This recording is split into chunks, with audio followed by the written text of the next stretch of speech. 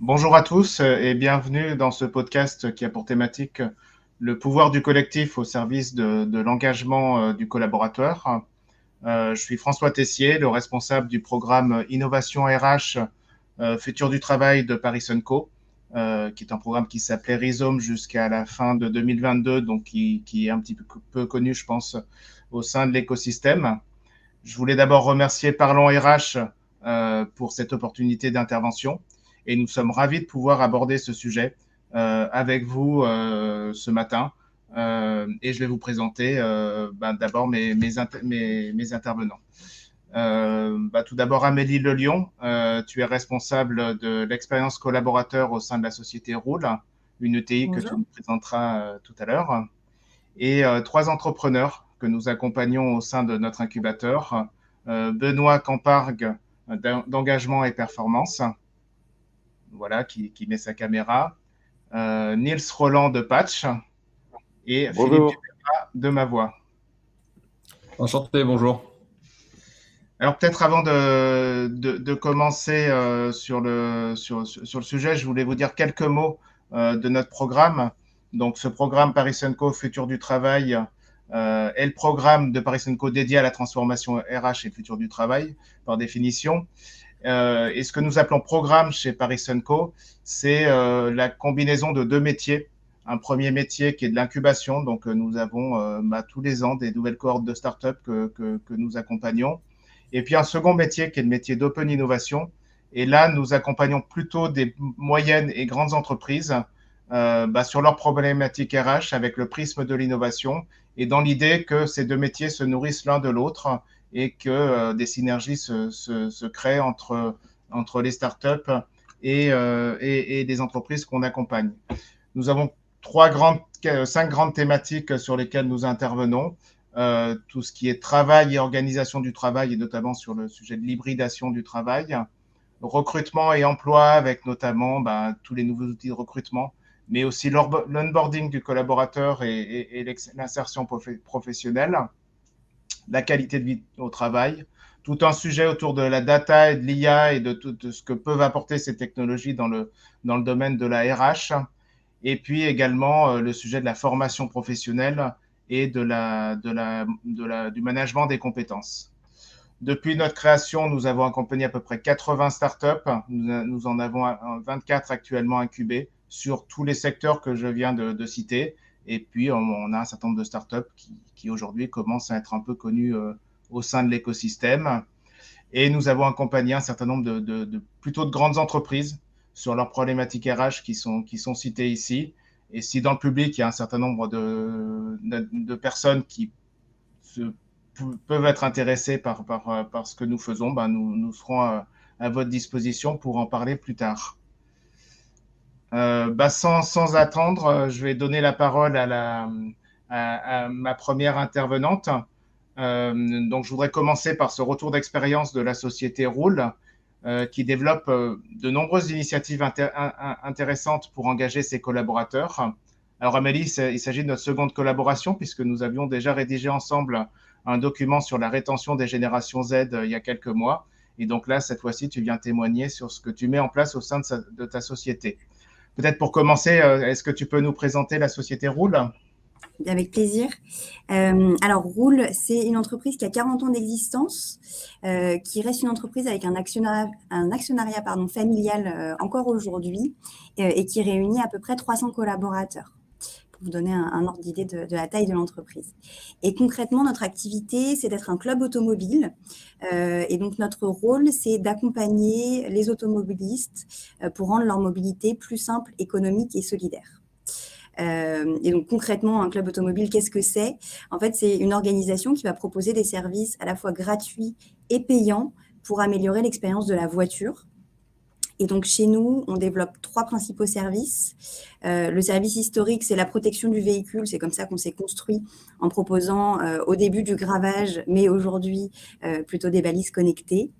On a également développé une complémentaire d'assurance auto qui vient compléter l'assureur de premier rang. Et plus récemment, on a créé un média digital et gratuit qui a pour vocation d'être utile à tous les conducteurs, notamment sur des sujets de transition écologique qui nous posent pas mal de questions en ce moment. Ok. Est-ce que tu peux nous parler de l'organisation de la RH, de la DRH chez vous, qui est pas forcément très courante pour une entreprise de 300 personnes? Ouais, qui commence à être plutôt bien structurée. Donc moi, ça fait 8 ans que je suis chez Roule, donc en 8 ans, l'organisation RH a beaucoup évolué. Actuellement, cette direction, elle réunit une quinzaine de personnes. Donc on est organisé pour le coup par plutôt métier et compétences. Donc on a une équipe paye et administration du personnel qui gère tout en interne, une équipe dédiée au sujet de recrutement, de marque employeur et qui est en train de structurer aussi toute la partie diversité et inclusion chez nous. Une équipe de formateurs internes qui principalement va accompagner les équipes de relations clients pour les former en continu sur leur métier. Et puis l'équipe dont je fais partie, qui est l'équipe expérience collaborateur, qui réunit des responsables RH dont le rôle est d'accompagner au quotidien les managers et les collaborateurs dans le développement de leurs compétences notamment. Et on développe aussi des projets pour améliorer l'expérience collaborateur. Ok. Alors, quand on a préparé, tu voulais dire autre chose, peut-être, Amélie? Oui, juste, pardon, pour compléter, l'ambition de cette grande équipe, parce qu'effectivement, c'est une grande équipe maintenant, c'est de proposer une expérience collaborateur comme nulle part ailleurs. Donc, voilà, on se fixe un objectif ambitieux. Ok. Alors, quand on a préparé cette intervention, tu nous as listé un petit peu tout ce que tu as eu l'occasion de mettre en place depuis que tu es chez Roule, et notamment des dynamiques collectives. Est-ce que tu peux nous en parler un petit peu plus? Ouais, volontiers. Alors déjà, il faut savoir que ça fait plusieurs années, nous, qu'on a pris le chemin du collaboratif chez Roule. Je vous le disais, ça fait quelques années maintenant que je suis dans la maison et donc on apprend au fur et à mesure des années à travailler comme ça, avec une conviction qui est forte chez nous, c'est que le collaboratif, finalement, c'est un levier d'engagement fort pour les équipes et au quotidien, c'est une vraie source de bien-être. On constate et on continue de le constater.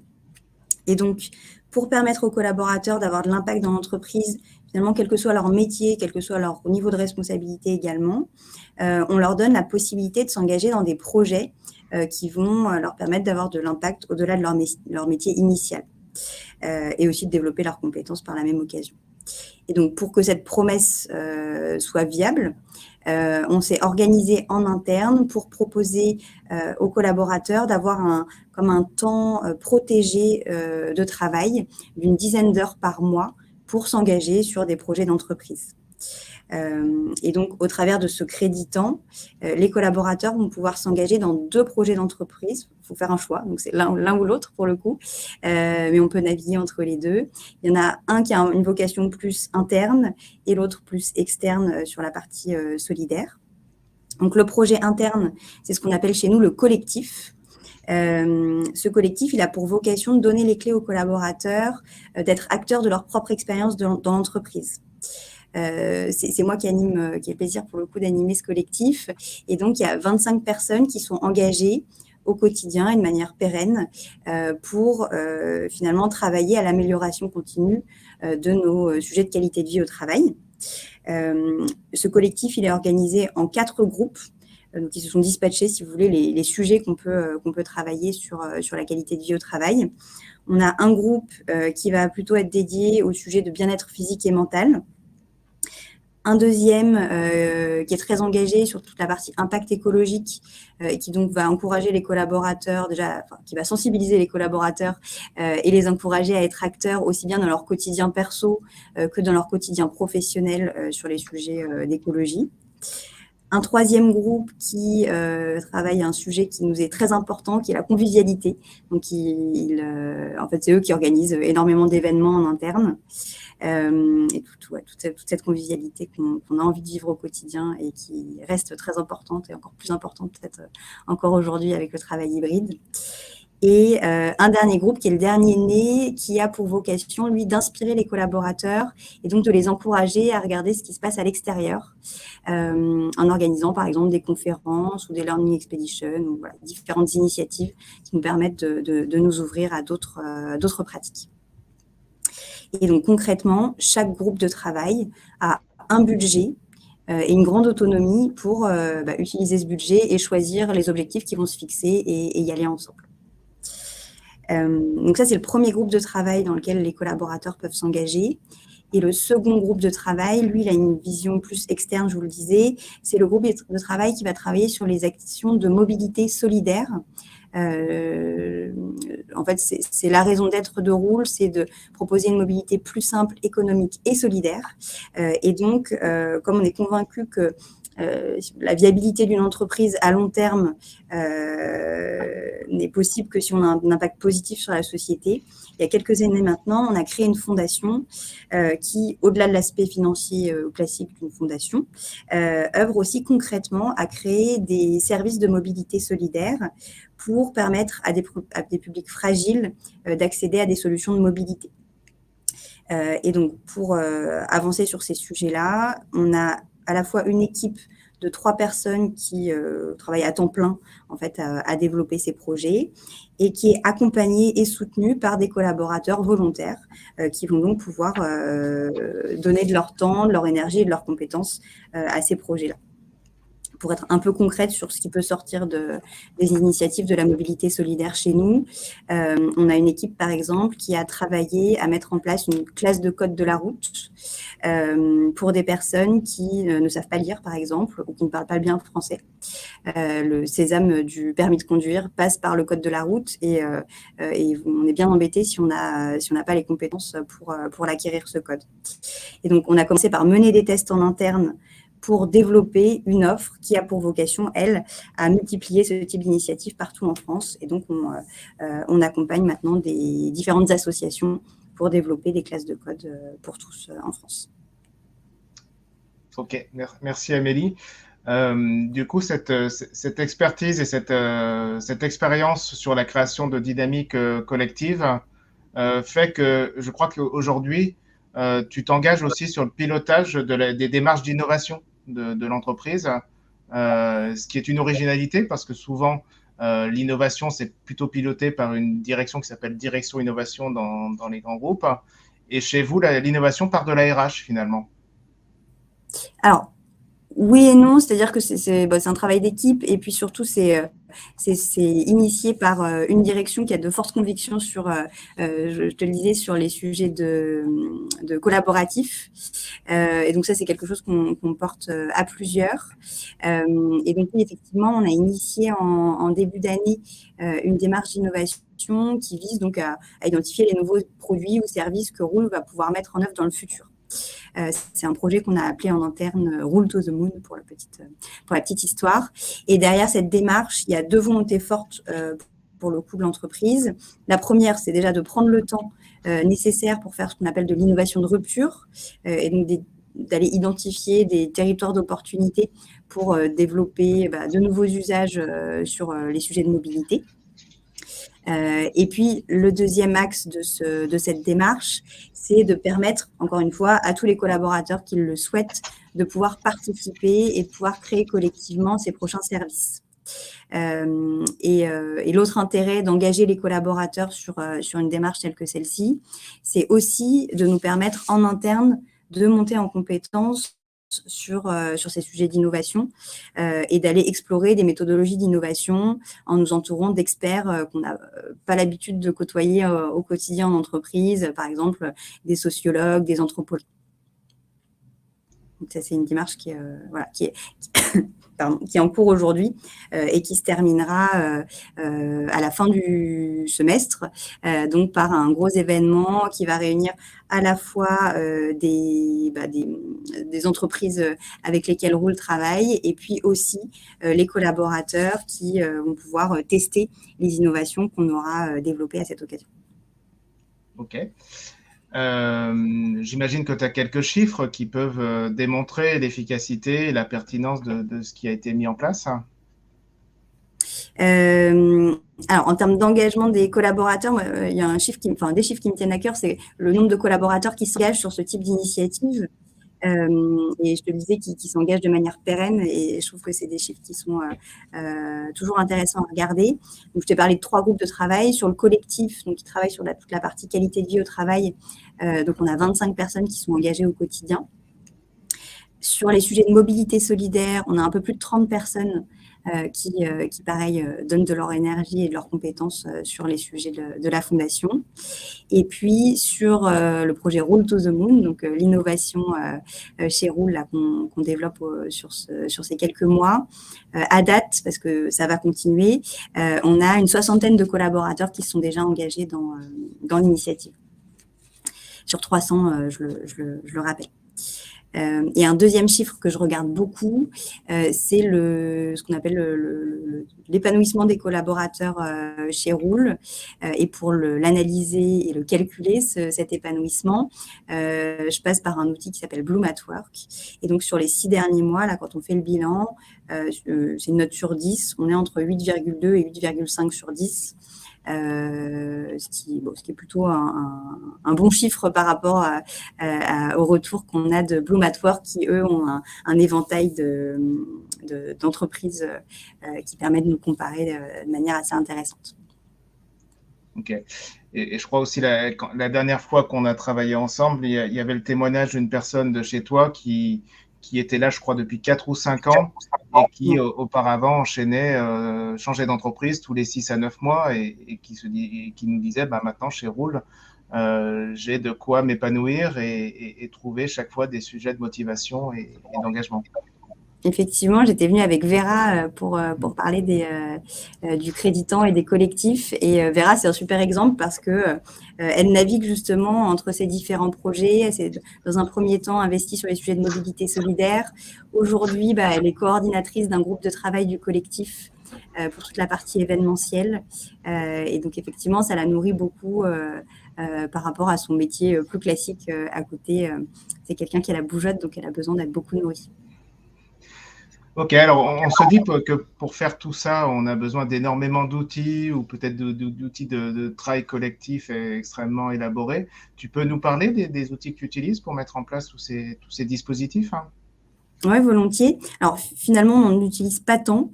C'est vrai que c'est aussi beaucoup d'énergie au-delà des outils et beaucoup d'animation.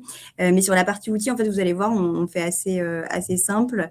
Je t'en parlais, on utilise l'outil Bloom at Work qui est dans la suite Luca, qui est un éditeur de logiciels avec lequel on travaille beaucoup chez Rool. Ça nous permet donc de mesurer l'épanouissement des équipes et surtout d'avoir des feedbacks très réguliers sur tous les sujets, en fait, toutes les facettes de l'expérience collaborateur. Donc, tous les mois, on va envoyer un questionnaire d'une dizaine de questions pour aller mesurer, récupérer des retours des collaborateurs sur plein de sujets qui nous tiennent à cœur. Donc ça, pour le coup, sur l'expérience collaborateur, c'est un outil extrêmement utile et précieux. Et après, sur toute la partie collaborative, on utilise de plus en plus Notion. Là, ça fait à peu près 1 an qu'on déploie Notion et on voit que c'est un outil qui prend bien dans les équipes et qui permet en fait, beaucoup de transparence et de partage d'informations. Et puis l'outil classique qu'on utilise beaucoup, comme beaucoup d'ailleurs, c'est Teams, qui nous permet de collaborer et de se voir et de travailler sur les projets. Ok, puis enfin, dernière question, quelle est ta vision de l'évolution de la DRH, de l'équipe RH au sein de Rool?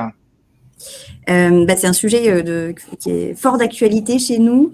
En fait, au sein de Rool, on a plusieurs métiers qui sont acteurs de l'expérience collaborateur. Alors, évidemment, il y a l'équipe RH, c'est un peu le cœur de notre métier et c'est aussi pour ça qu'on le fait. Mais on a aussi des chefs de projet transformation, une personne qui est dédiée à la communication interne chez nous et un métier qu'on a nouvellement créé parce qu'on est arrivé dans de nouveaux locaux l'année dernière, qui est un workplace manager. Et donc là, justement, sur les prochaines semaines, on ouvre une réflexion qui est pour le coup collective, qui va embarquer toutes ces personnes, qui a pour vocation à créer une nouvelle direction, aller au-delà finalement des ressources humaines pour inclure l'ensemble de ces métiers. Et l'objectif, du coup, ce sera d'œuvrer collectivement et encore plus efficacement à notre ambition de proposer une expérience collaborateur qui soit différente et innovante. Ok. Merci Amélie pour tous ces éléments et ton témoignage. Je vous propose maintenant de prendre quelques questions du public. J'ai vu qu'il y a quelques questions qui se posaient sur Notion. Oui, Quelqu'un qui dit comment s'écrit l'outil que vous me dites. Donc, j'imagine que c'est une personne qui n'a pas jamais utilisé cet outil. donc c'est L'outil, Notion, effectivement, je vois sur le chat que c'est bien écrit, Notion. Ça ressemble à des pages web. Et donc, très facilement, on peut s'approprier cet outil qui a énormément de fonctionnalités. Et nous, on l'a mis en place principalement pour des sujets de transparence qui nous tiennent à cœur et qui sont pas toujours simples à travailler dans un mode hybride. Donc, c'est un outil qui nous permet de partager l'information de manière la plus transparente possible. Ouais, je peux témoigner que c'est un outil qui est très simple à utiliser du premier abord, un peu comme un wiki, et puis plus on rentre dedans, plus on se rend compte qu'il est performant, qu'il possède des bases de données, ça peut même être un outil de CRM, enfin, ça peut faire tout un tas de choses. Il est très puissant, ouais. Alors, il y a des questions qui sont posées dans la rubrique questions, justement. Le titre d'Amélie mentionne expérience collaborateur, intéressant dans une fonction encore récente qui a du mal à trouver sa nomenclature. Que lui évoque le titre de responsable communication d'engagement? Mais c'est une bonne question. C'est vrai que ce titre, ça va faire partie des questionnements, notamment de notre future organisation, selon la direction qu'on va prendre ensemble. Peut-être que ce sera plus mon titre demain, on le verra. Pourquoi pas responsable communication d'engagement? Alors, j'aime bien la notion d'engagement dans le titre que vous proposez, Stéphane. La notion de communication me paraît un tout petit peu trop restrictive parce que c'est un axe finalement de mon métier, mais seulement un. Et du coup, responsable de l'engagement collectif, peut-être ça me parlerait un peu mieux, mais j'aime la notion d'engagement, je l'aime beaucoup. Alors, une autre question de Steph Bonnet. Comment faites-vous les appels à candidature pour les équipes projets? Comment faites-vous pour que les collaborateurs terrain voient une opportunité individuelle dans l'expression de l'outil, une opportunité individuelle dans l'utilisation de l'outil Bloom at Work? Comment vous engagez-vous dans les démarches? Alors, du coup, j'entends deux questions pour Steph. Ouais, il y a deux questions. Ouais. Pour les appels à candidature pour les équipes projets, on utilise différents canaux pour effectivement toucher le plus de monde possible dans l'entreprise. Donc, régulièrement, on fait des démonstrations des projets. Donc, c'est comme un grand forum physique où on se retrouve. Et donc, c'est l'occasion justement d'aller chercher des candidatures, d'aller discuter en vrai des sujets avec les collaborateurs et du coup de les engager sur ces sujets-là. Et sinon, on diffuse un format de fiche mission en expliquant très concrètement le projet, les compétences attendues pour y travailler, le temps qui sera nécessaire pour pouvoir bien s'impliquer dans ce projet-là. Et il y a toujours une personne identifiée qui va pouvoir répondre à ces questions et du coup aller faire le recrutement en interne pour ces équipes projets. Alors, il nous reste 1 minute 30 pour répondre aux questions, donc on va essayer. Alors, je fais vite. Ouais. Et sur Bloom at Work, comment on fait en sorte que les collaborateurs voient une opportunité dans cet exercice? Effectivement, ça pourrait être juste un questionnaire permanent qui prend du temps et du coup qui n'est pas utilisé.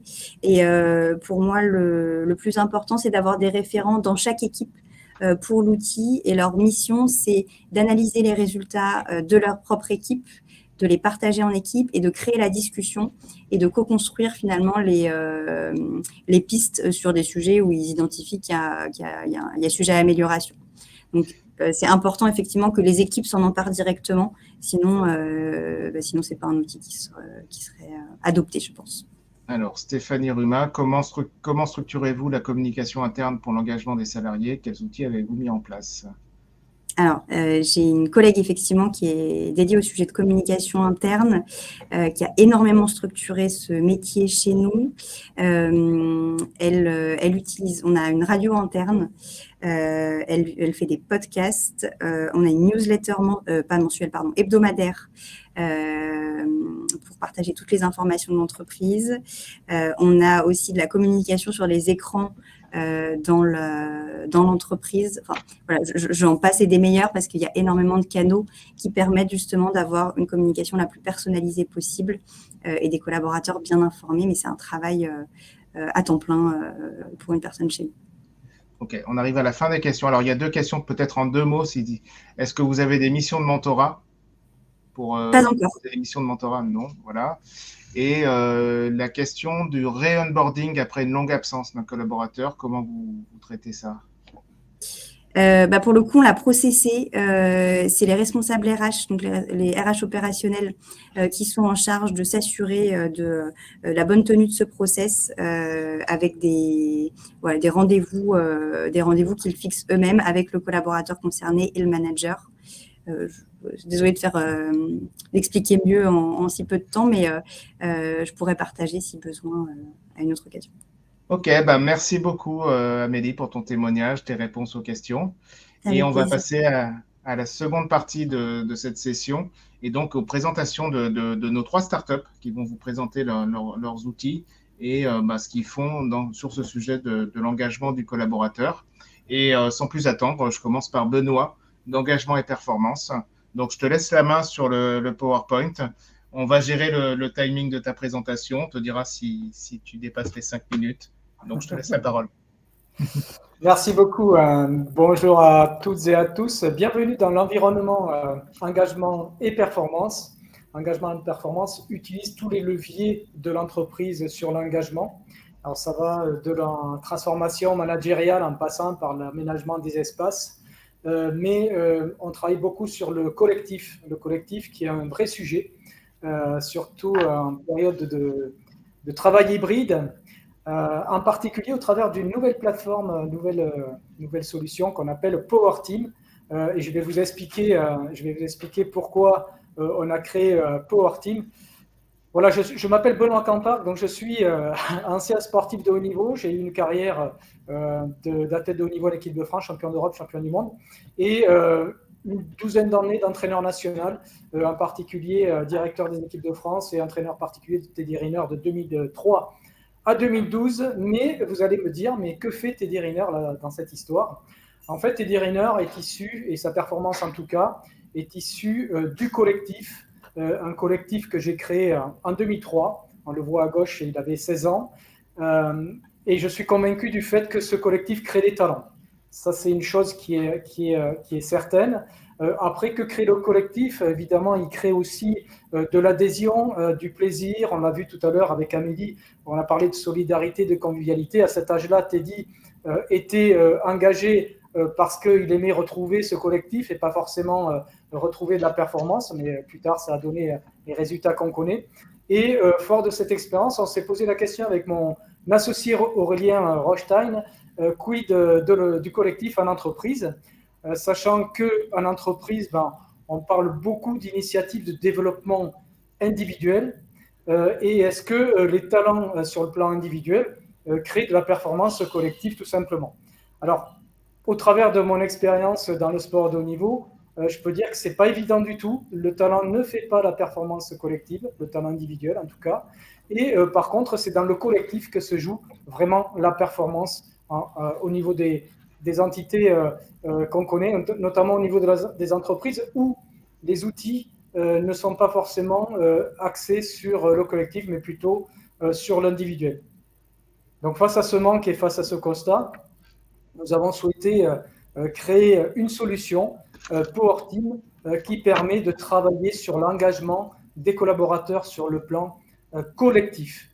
Voilà, Power Team est une méthode participative avec évidemment un diagnostic dans un premier temps. C'est une plateforme digitale qui permet de soulager le travail des dirigeants, notamment des DRH, puisque en peu de temps, c'est-à-dire en 15 minutes, les collaborateurs sont en capacité de remplir un questionnaire de 60 questions qui tournent autour de 6 axes: la vision, la culture, la position, la décision, la relation et l'engagement vu de chaque collaborateur. Donc là, ce sont les collaborateurs qui remplissent ce questionnaire et un premier diagnostic est fait. Et dans un deuxième temps, on crée un plan d'action sous forme de rendez-vous qui dure 3 heures avec notamment les dirigeants au regard du résultat de ce diagnostic pour amplifier les résultats, évidemment, et le côté positif de l'engagement des collaborateurs qui existe déjà sur le plan collectif, mais aussi renforcer ce qui n'est pas forcément arrivé à maturité et développer ensuite et ancrer des solutions sur le long cours au travers de Power Up qui permet d'avoir un suivi mensuel ou annuel et le suivi mensuel peut être aussi un élément de comparaison entre des services, et annuel pour comparer si on réitère évidemment ces diagnostics d'une année à l'autre, comparer les équipes en fonction du turnover, en fonction de la transformation qu'il y a eu, en fonction des fusions. Il reste 1 minute, Benoît. En fonction des transformations, tout à fait, j'ai le chrono juste à côté de moi. Voilà, donc c'est un système qui répond à un besoin, qui est plutôt efficace.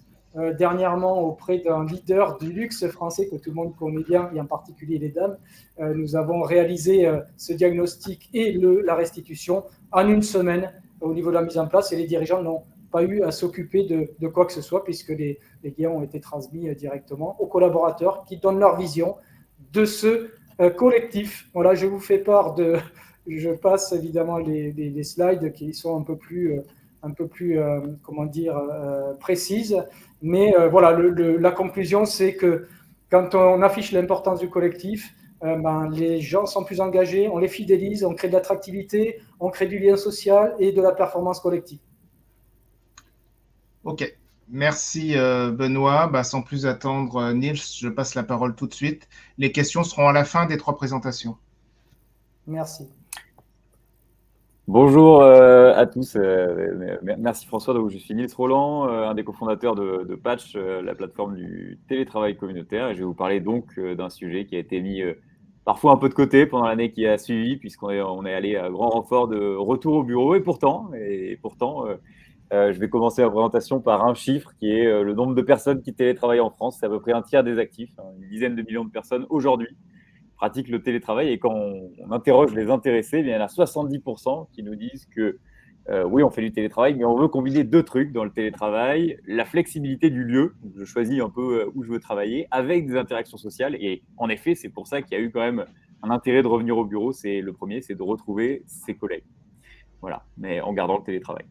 Et puis quand on demande aux dirigeants, donc aux DRH, aux responsables d'entreprise, eh bien, ils nous disent, eux, ils s'inquiètent plutôt quand on pense télétravail, à la déshumanisation des process, à un problème de performance collective qui est ultra amoindri quand tout le monde est à la maison, et au manque de contact humain qui revient donc des deux parties. Donc, pour toutes ces parties, on a créé Patch, qui est la plateforme communautaire qui va faire vivre votre culture et votre performance collective en incitant les salariés, les équipes à se voir, à travailler ensemble dans des espaces externes certifiés qui sont des coworking en ville et des hébergements. Alors Patch, c'est 3 grands piliers. Le premier qui est optimiser, économiser en fait sur votre budget bureau, et je mets bureau au pluriel, puisque maintenant le bureau c'est parfois plusieurs endroits, et aussi maintenant on y remet un budget d'événementiel pour essayer de faire revenir justement les gens, et donc ce budget explose souvent parce qu'on n'a pas réduit les surfaces, parce qu'on en remet une couche pour que tout le monde se voit, et donc on va à la fois avec Patch optimiser le budget bureau et réduire notre impact écologique. Le deuxième point, c'est d'attirer des talents un peu partout en France, parce que c'est aussi un levier d'attractivité des talents, et d'assurer votre rôle d'employeur au-delà de ce local, souvent qui est le siège social, qui vous ressemble. Et le troisième point, c'est d'aller créer de réelles dynamiques de vie et de travail en collectif, qui se passent donc en dehors du bureau pour mieux performer tous ensemble. Alors Patch, concrètement, c'est une plateforme technologique à laquelle vous donnez accès à vos salariés, dans lequel il y a effectivement donc, des lieux qui sont des lieux externes certifiés par nos soins.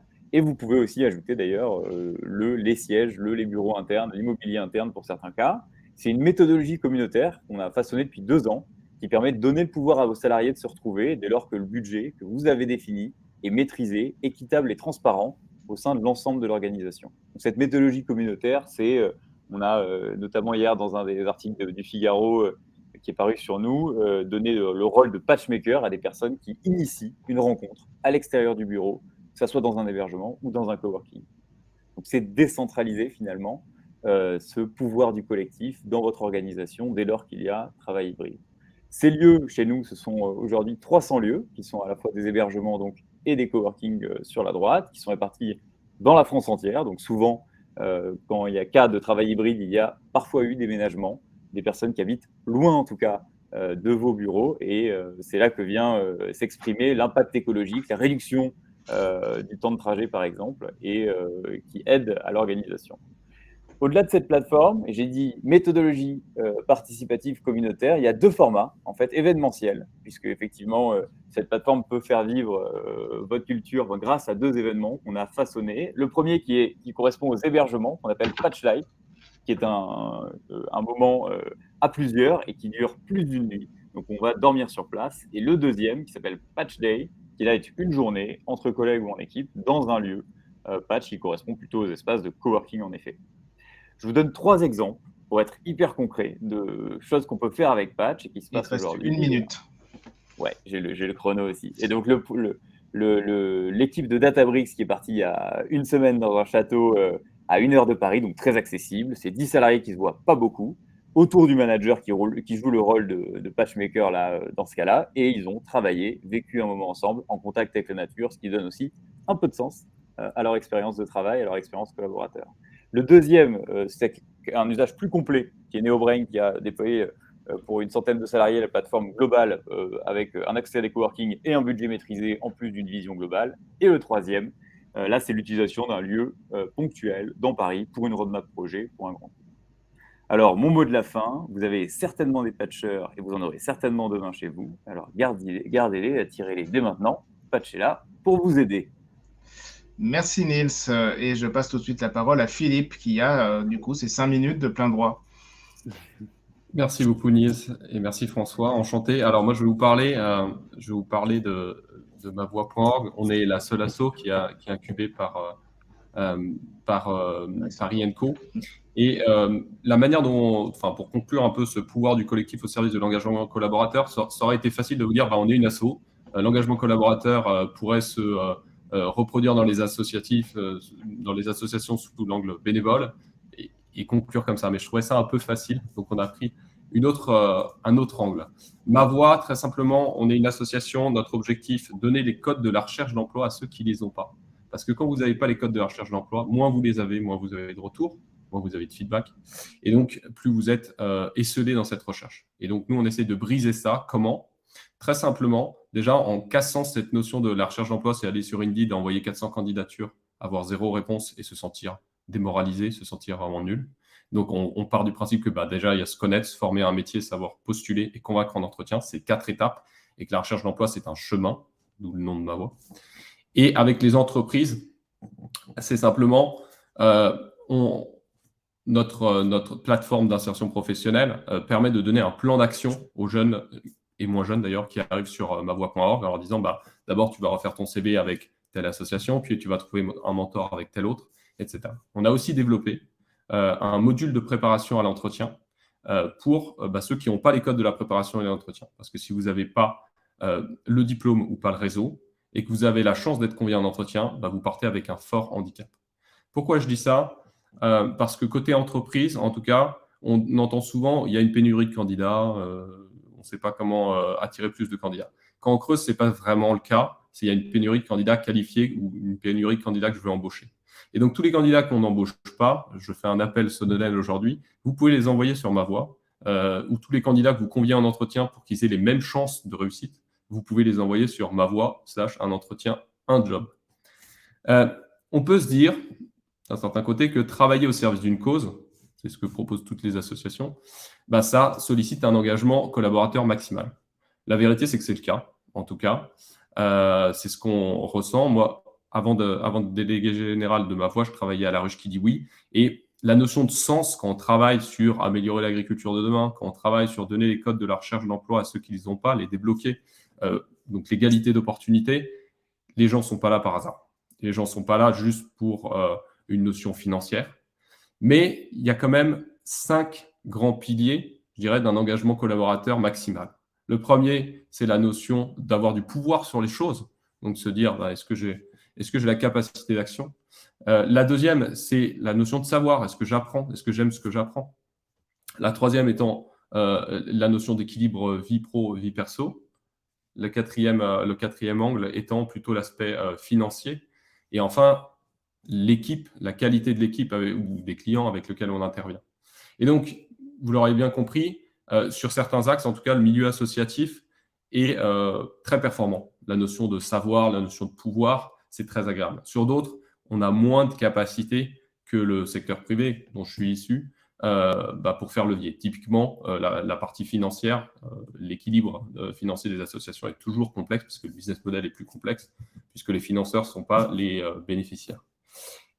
Historiquement, et je finirai là-dessus, il y a quand même un paradoxe, c'est que les associations collaborent moins que le secteur privé. Pourquoi ? Très simplement parce qu'il n'y a pas d'argent à collaborer ensemble. C'est quand même un point important. Le deuxième point, c'est qu'il y a un turnover, il y a une rotation des effectifs qui est très importante en associatif, notamment pour les questions financières. Et enfin, les associations ne sont pas toutes outillées pour collaborer, c'est-à-dire pour mesurer l'impact de leur collaboration. Et c'est ce qu'on essaie de faire avec Ma Voix, puisqu'on est un collectif, on est une association qui est un collectif, qui essaie de donner un plan d'action, donc de mettre en séquence des solutions associatives qui aident les gens à progresser dans leur recherche d'emploi. Il y a quelques années, pré-Covid, l'associatif, en fait, se défendait sur la capacité à recruter, par le sens, bien sûr, mais aussi par la flexibilité dans les conditions de travail.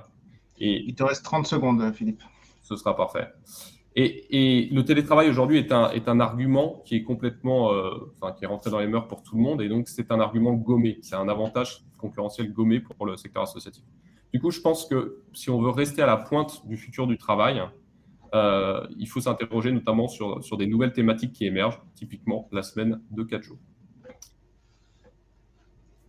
C'est bon. Okay. Merci Philippe et merci tous les trois pour vos présentations. On peut passer aux questions. Donc, ceux qui ont des questions, n'hésitez pas à les poser. Juste avant la première question, juste pour vous dire qu'on organise aussi des événements, nous, dans le monde physique, hein, puisqu'on a une prochaine matinale qui aura lieu le 13 avril dans nos locaux de la Grande Arche de la Défense sur la transmission des savoirs et notamment du contexte intergénérationnel, avec un certain nombre de startups comme aujourd'hui qui vont se présenter, et puis aussi une présentation des Compagnons du Devoir qui fait ça depuis des centaines d'années. Donc, si vous voulez venir, il n'y a pas beaucoup de place, mais on peut vous inviter. Et donc, dans le chat, je vais vous indiquer le contact de la personne de mon équipe qui est en charge de centraliser tout ça. Et en parallèle, donc, on va passer aux premières questions. Et je crois qu'on a une première question pour Philippe. Les assos collaborent moins que le privé. De quel type de collaboration parlez-vous ? Alors là, je vais parler plutôt de l'insertion professionnelle, qui est plutôt la thématique que je connais. Généralement, la recherche d'emploi, c'est complexe. Et donc, les associations ont une expertise. L'une va faire prendre conscience des fameuses compétences transversales. L'autre va être de préparer à l'entretien. La question, c'est comment est-ce qu'on se passe le flambeau, comment est-ce qu'on se passe le témoin entre ces deux associations. Et aujourd'hui, faute de moyens, parce que les associations ont moins de moyens que le secteur privé, souvent c'est fait un petit peu de manière artisanale et c'est fait intuitu personnel. Et donc, quand les gens partent, les collaborations tombent. Est-ce que c'est plus clair pour vous ? Ok, Steph Bonnet. Philippe, comment faites-vous pour vous faire connaître auprès des personnes qui ont du mal à s'insérer dans le monde du travail et donc par ricochet ont peut-être moins d'accès à l'information ? On a 2 expertises sur Ma Voix, l'orientation via mavoix.org, notre plateforme, mais aussi une expertise d'acquisition digitale. Donc, en 2 ans, on a levé un demi-million de marketing gratuit sur TikTok, sur Instagram, sur LinkedIn aussi, qui nous permet de faire connaître la proposition de valeur. Il faut savoir que les jeunes passent 3 heures par jour sur les nouveaux réseaux sociaux. Et ça, si les associations ne prennent pas ça comme un fait et comme une opportunité de leur parler, elles risquent de se couper de leur public. Et nous, on travaille énormément les réseaux sociaux. Ok. Vous pouvez aussi poser des questions à Benoît et Nils. Est-ce que vous avez d'autres questions ?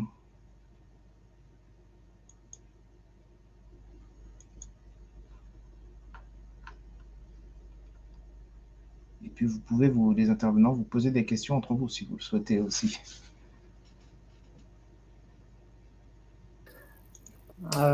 Juste une remarque par rapport à Philippe qui est intervenu le dernier. Je reste là-dessus, étant très engagé avec Passeport pour l'emploi, sur l'inclusion par le sport. C'est vrai que les réseaux sociaux sont un vrai levier de captation des jeunes à l'emploi. À partir du moment où ils se sentent intéressés par peut-être autre chose que le métier. Et c'est là où le sport peut être un outil également ou un levier de captation pour des métiers qui n'ont rien à voir. Alors, j'insiste là-dessus parce que je marque le trait avant Paris 2024, mais l'héritage de Paris 2024, c'est aussi ça, c'est dire que le sport, c'est autre chose que le haut niveau, c'est aussi l'emploi, et au travers du sport, peut-être on peut capter encore davantage sur ces jeunes-là qui ne sont pas forcément intéressés par des métiers, mais qui peuvent être intéressés par le sport pour ensuite entretenir leur véhicule, sport santé, et puis être meilleurs que les autres sur le métier concerné. Ok. Eh ben, il est 12h45, donc pile poil 45 minutes. Et donc, je vous remercie tous, les participants, pour vos témoignages, vos présentations. Et puis, je remercie aussi le public pour son intérêt et pour toutes les questions qui ont été posées. Et puis, en espérant vous recroiser prochainement. Voilà, à bientôt et merci à tous. Merci beaucoup. Merci, bonne journée. À bientôt. Tous.